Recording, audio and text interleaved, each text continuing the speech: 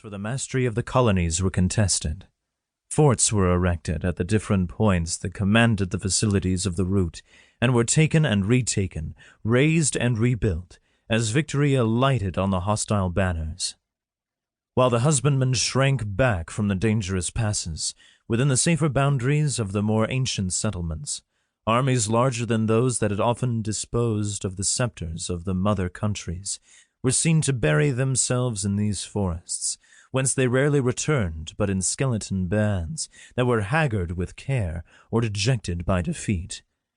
Though the arts of peace were unknown to this fatal region, its forests were alive with men.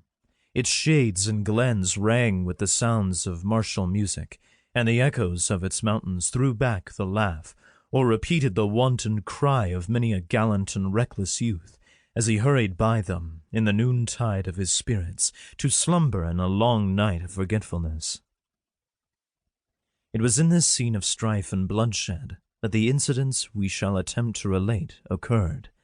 during the third year of the war which England and France last waged for the possession of a country that neither was destined to retain.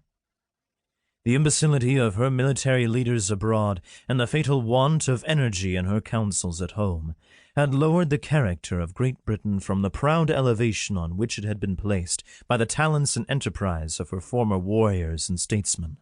No longer dreaded by her enemies, her servants were fast losing the confidence of self-respect.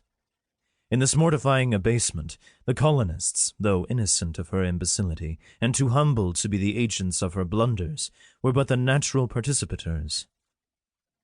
They had recently seen a chosen army from that country, which, reverencing as a mother, they had blindly believed invincible, an army led by a chief who had been selected from a crowd of trained warriors. For his rare military endowments, disgracefully routed by a handful of French and Indians, had only saved from annihilation by the coolness and spirit of a Virginian boy, whose riper frame has since diffused itself with the steady influence of moral truth to the uttermost confines of Christendom. A wide frontier had been laid naked by this unexpected disaster, and more substantial evils were preceded by 1,000 fanciful and imaginary dangers. The alarmed colonists believed that the yells of the savages mingled with every fitful gust of wind that issued from the interminable forests of the west. The terrific character of their merciless enemies increased immeasurably the natural horrors of warfare. Numberless recent massacres were still vivid in their recollections. Nor was there any ear in the provinces so deaf as not to have drunk in with avidity the narrative of some fearful tale of midnight murder, in which the natives of the forests were the principal and barbarous actors. As the credulous and excited traveler related the hazardous chances of the wilderness, the blood of the timid curdled with terror, and mothers cast anxious glances even at those children which slumbered within security of the largest towns.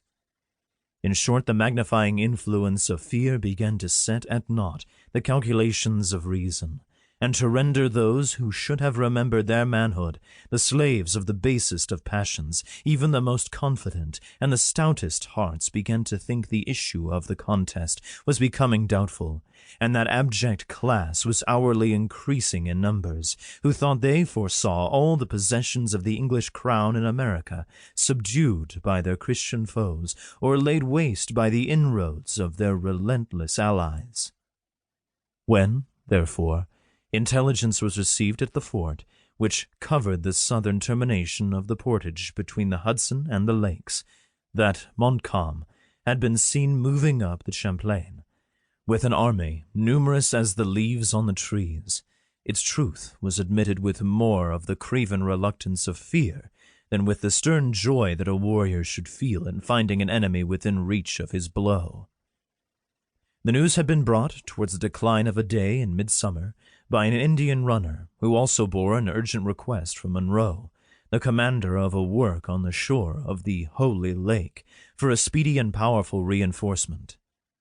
It has already been mentioned that the distance between these two posts was less than 5 leagues. The rude path, which originally formed their line of communication, had been widened for the passage of wagons, so that the distance which had been traveled by the son of the forest